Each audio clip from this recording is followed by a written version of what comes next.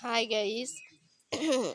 আমার বহুত জ্বর সর্দি, তো তাও ভিডিওটা করার দরকার বলে ভাবলাম। আপনাদের সঙ্গে এই যে খপা ধরা বাইরেছে, যে সালা ধরা বলে কয় আঙ্গ মাসে, তো আন্নগর সবের পয়পুল হানতেই কে রাখবেন যে সালা ধরায় কোন মুহূর্তে কি বেশ নিয়ে আহে কোন যায় না।